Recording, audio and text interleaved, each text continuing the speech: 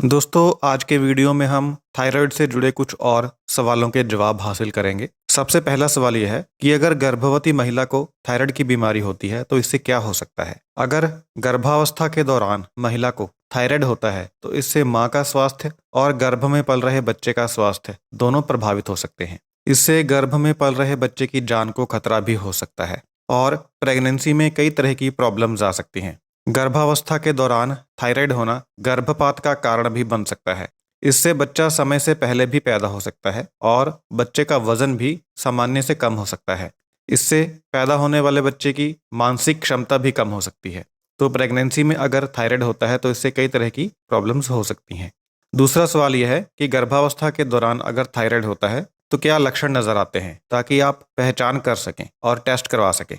तो गर्भावस्था के दौरान थायराइड होने पर बाल टूट सकते हैं, नाखून टूट सकते हैं, मांसपेशियों में ऐंठन हो सकती है, दर्द हो सकता है, अचानक से वजन बढ़ सकता है, ठंड सहने की क्षमता में कमी आ सकती है, जो पल्स रेट है वह कम हो सकता है, चेहरे पर सूजन आ सकती है। थायराइड की वजह से बार बार गर्भपात हो सकता है। इससे सीखने और याद रखने में कठिनाई पैदा हो सकती है और बहुत ज़्यादा थकान महसूस हो सकती है। तो ये कुछ लक्षण होते हैं गर्भावस्था के दौरान अगर थायराइड होता है तो। अब बात आती है कि अगर गर्भवती महिला को थायराइड हो चुका है तो क्या करना चाहिए।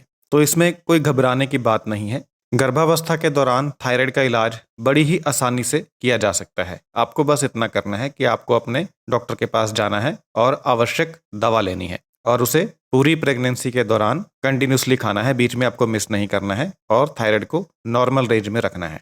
अगर आपका थायराइड दवा खाने पर नॉर्मल रेंज में रहता है तो फिर आपको प्रेगनेंसी में कोई दिक्कत नहीं आएगी और बच्चे को भी कोई दिक्कत नहीं आएगी।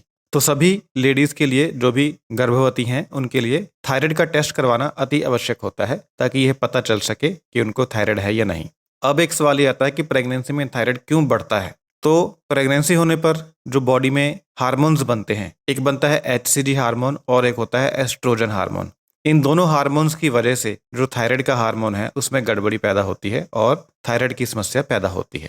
अगला सवाल यह है कि प्रेगनेंसी में थायराइड होने पर क्या नहीं खाना चाहिए। तो आपको गोभी नहीं खानी, ब्रोकली नहीं खानी, फूल गोभी नहीं खानी, सोयाबीन नहीं खानी और सोयाबीन से बने प्रोडक्ट नहीं खाने, जैसे सोया दूध नहीं पीना, सोया कटोरी। इन सब से आपको बचना चाहिए और आपको तले हुए खाद्य पदार्थ और ज़्यादा फैट वाले खाद्य पदार्थ नहीं खाने चाहिए, जैसे मक्खन, मेयोनीज, फैटी मीट।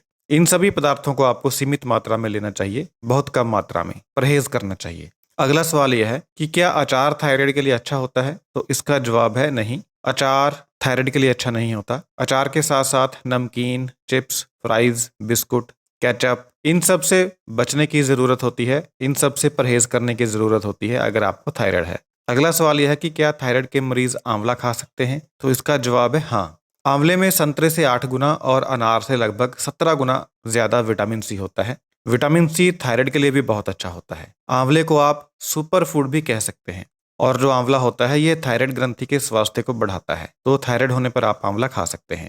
अगला सवाल यह है कि क्या थायराइड के मरीज नींबू खा सकते हैं। तो इसका जवाब है हाँ।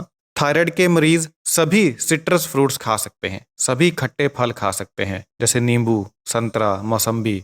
अगर नींबू की बात करें तो नींबू पानी का अगर आप सेवन करते हैं तो इससे बॉडी में फैट बर्न होता है, वजन कम होता है और बॉडी में टॉक्सिन्स बाहर निकलते हैं। थायराइड के कुछ मरीजों को वजन बढ़ने की शिकायत होती है, तो उनके लिए नींबू पानी खास तौर पर अच्छा हो सकता है वजन कम करने की दृष्टि से।